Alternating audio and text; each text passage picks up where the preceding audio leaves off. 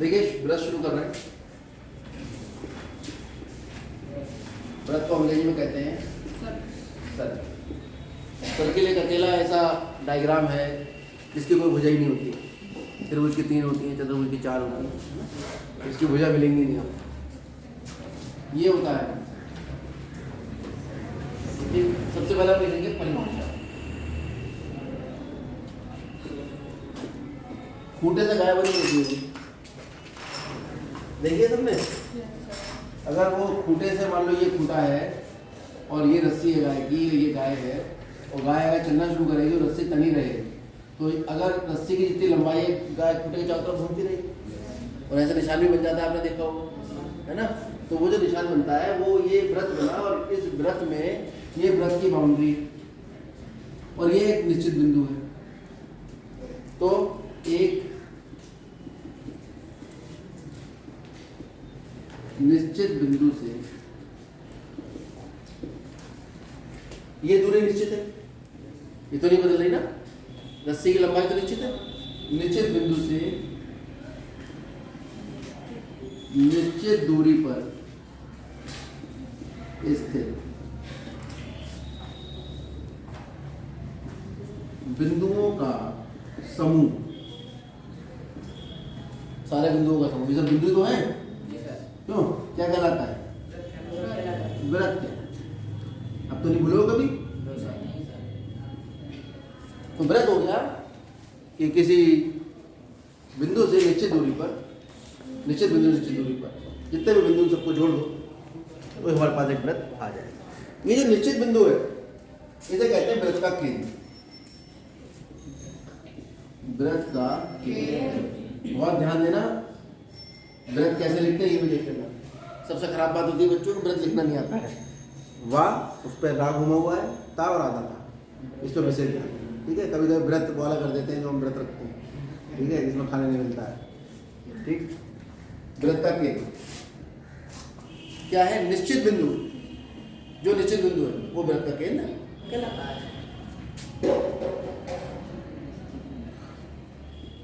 निश्चित बिंदु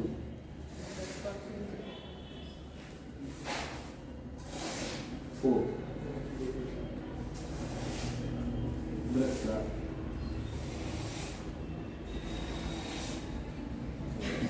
केंद्र कहलाता है। कोई दिक्कत इसमें? फिर आता है सबसे महत्वपूर्ण, व्रत की त्रिज्या।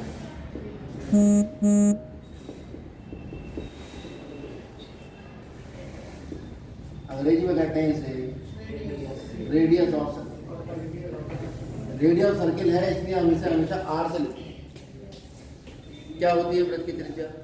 व्रत के निश्चित बिंदु से व्रत पर स्थित ये व्रत इस समतल को कितने भागों में बांट रहा है? ये व्रत जो है इस पूरे समतल को कितने भागों में बांट रहा है? कितने? 3 भाग। एक व्रत के अंदर, एक व्रत के बाहर, एक व्रत के ऊपर। तो व्रत समतल को कितने भागों में बांटता है? 3। ये भी आप अपनी कॉपी में बुक से नोट कर लें। तो ये जो 3 भागों में व्रत ने बांटा, तो ये इसका बाउंड्री कहलाती है। अंदर व्रत है कहाँ? व्रत अंदर है, व्रत बाहर है, व्रत है कहाँ पे? अब ये कहोगे ये व्रत है क्या? ये वाला बिंदु व्रत है ना, ये व्रत के अंदर है। ये वाला बिंदु व्रत के बाहर, और ये जो बिंदु है व्रत के। और ये जो बिंदु है इसकी खास बात क्या है? ये किस बिंदु से कैसी दूरी पर है? समान, निश्चित दूरी पर है, समान दूरी पर है।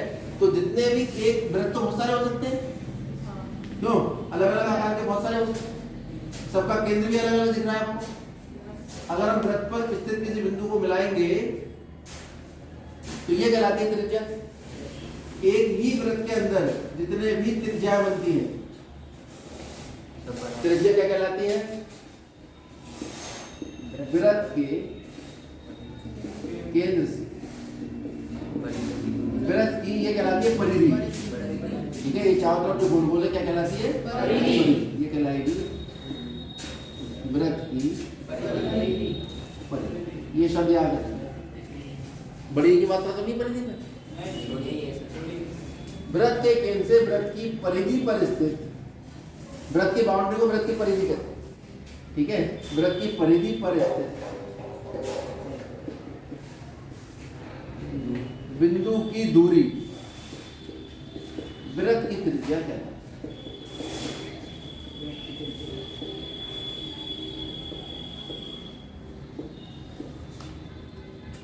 तो वृत्त की परिधि पर स्थित बिंदु से दूरी वृत्त की त्रिज्या कहलाती है।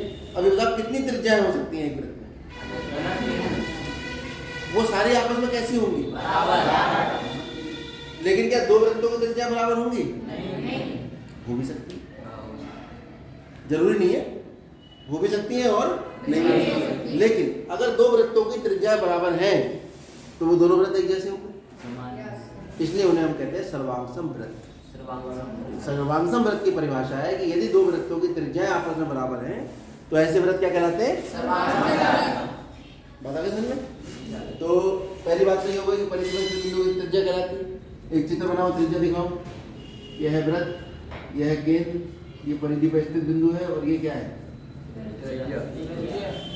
तो वृत्त में जब हम वृत्त बनाते हैं, प्रकार की नोक कहीं रखते हैं तो प्रकार की पेंसिल को घुमा देते हैं, है ना, तो क्या बन जाता है? वृत्त। तो प्रकार की नोक जहां रखते हैं ये कहलाता है केंद्र।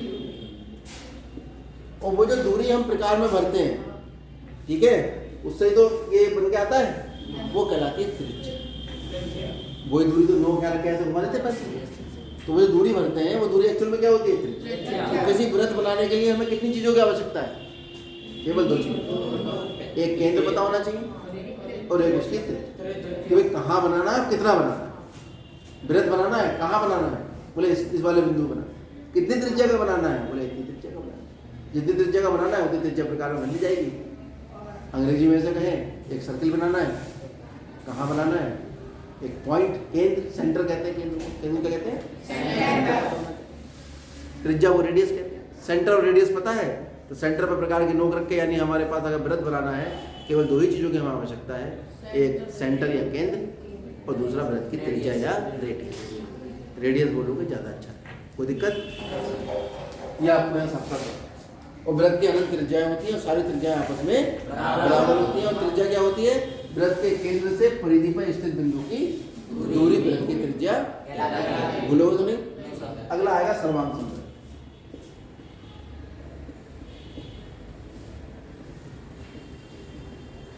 अंग्रेजी में कहते हैं इसे कॉन्ग्रुएंट सर्किल। कॉन्ग्रुएंट सर्वांगसम वृत्त कैसे होते हैं? दो वृत्त जिनकी त्रिज्याएं दो या दो से अधिक वृत्त भी हो सकते हैं। ऐसे वृत्त जिनकी त्रिज्याएं आपस में बराबर होती हैं वो सभी आपस में सर्वांगसम वृत्त होते हैं। और सर्वांगसम वृत्त की क्या खास बात होगी? उनकी त्रिज्याएं आपस में बराबर होंगी। और त्रिज्याएं बराबर है तो वृत्त कैसे होंगे? सर्वांगसम। ये दोनों बातें आपको याद रखनी है, दोनों से ही सवाल हल होते हैं। ऐसे सवाल हैं यदि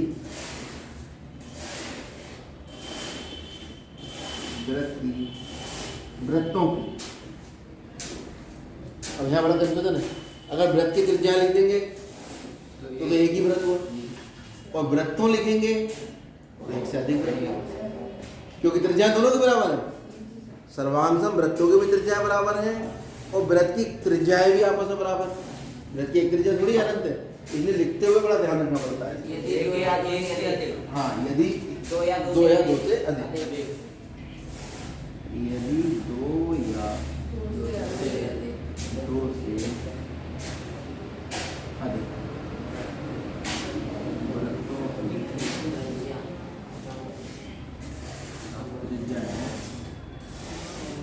समान तो वृत्त जो है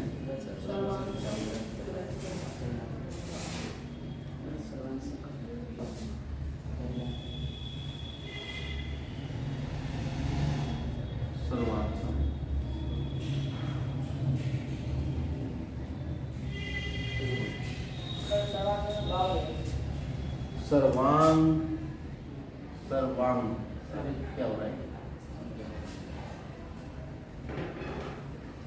सर्वांगसम, ठीक है। यानी two circles have equal radius then they are called congruent circle. समझ में नहीं आया? यदि दो या दो से अधिक वृत्त की त्रिज्या है वापस में बराबर है तो वृत्त सर्वात्मक वृत्त। कोई दिक्कत इसमें? आगे अब जीवा। पुरानी पिक्चरों में गुंडों का नाम हुआ करता है जीवा। देखो जीवा क्या हो, अगर हम कोई व्रत ले रहे हैं और व्रत पे स्थित दो बिंदु कहीं भी लीजिए, दो व्रत पे तो करोड़ों बिंदु होते हैं, कोई भी दो बिंदु आप मिला लीजिए,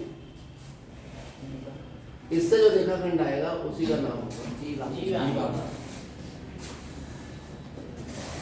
व्रत पर दो बिंदुओं को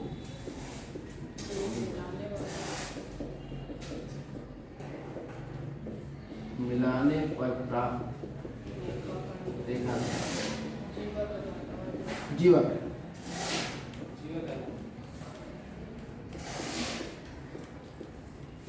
कोई दिक्कत? ये केंद्र से हो भी जाए तो पहुंच रहे हैं, वहीं पहुंच रहे हैं। ठीक, अब हम बात करते हैं वृत्त का व्यास।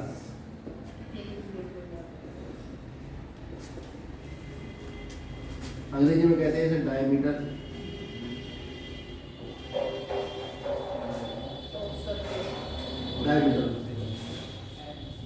ठीक, एक ऐसी जीवा जो वृत्त के केंद्र से होके जाए, क्योंकि जीवा तो करोड़ों है, उनमें से वह जीवा है जो वृत्त के केंद्र से होके जाए। ठीक है, वो जीवा सबसे लंबी हो, क्योंकि जीवाएं अगर आप बनाना शुरू करो, ये जीवा है, ये जीवा है, आप देखो लंबाई बढ़ती जा रही है, बढ़ रही है, और आगे पहुंचे, और जब इससे आगे पहुंचे तो छोटी होती जाएगी। वह जीवा जो केवल केंद्र से पास होगी वो सबसे लंबी जीवा हो। तो व्यास की परिभाषा, अब इसी को हम व्यास कहते हैं, सबसे लंबी जीवा को हम व्यास कहते हैं। अब व्यास की बहुत सारी परिभाषा, वह जीवा जो केंद्र से होकर जाती है व्यास कहलाती है, या व्रत की सबसे बड़ी जीवा व्यास कहलाती है, ये जो जीवा केंद्र से होकर जाएगी वो सबसे लंबी होगी। व्रत की वह जीवा जो कहां से होकर जाती है? केंद्र से। किसके केंद्र से? व्रत के केंद्र से होकर जाती है, व्रत का क्या कहलाती है? व्यास। एक लाइन में और जोड़ देता हूं, व्यास व्रत की सबसे बड़ी जीवा,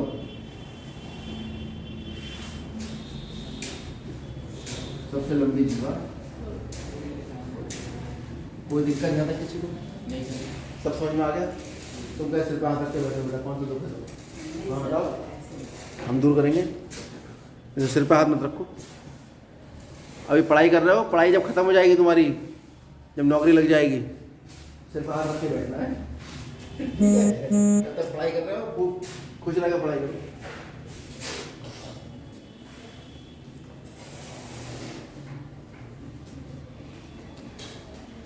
तो व्रत की जीवा भी हो गई। ठीक, अब हम निकालेंगे व्रत की त्रिज्या को हम कहेंगे आर। ठीक है, क्योंकि मैथ में नाम रख देते हैं, तथा व्यास में संबंध। व्यास की इंग्लिश डायमीटर होती है, तो इसको डी कहते हैं। अब हम देखते हैं कि अगर ये व्रत है और ये व्रत का केंद्र है और केंद्र से एक जीवा होकर जा रही है, तो व्रत के केंद्र से होकर जाने वाली जीवा को तो व्यास कहते हैं, और व्रत के केंद्र से परिधि पर स्थित बिंदु को क्या कहते हैं? त्रिज्या। तो अगर ये व्यास है और ये केंद्र है, तो परिधि पर स्थित बिंदु को अगर मैं केंद्र से मिला रहा हूँ तो ये क्या कहलाएगा? त्रिज्या। कहां से कहां तक होगी? यहाँ से बी तक। और व्यास कहां से कहां तक होगा? ए से बी तक। व्यास होगा यहाँ से यहाँ तक। त्रिज्या को अगर मैं आर कहूं कि इस व्रत की त्रिज्या कितनी है, माना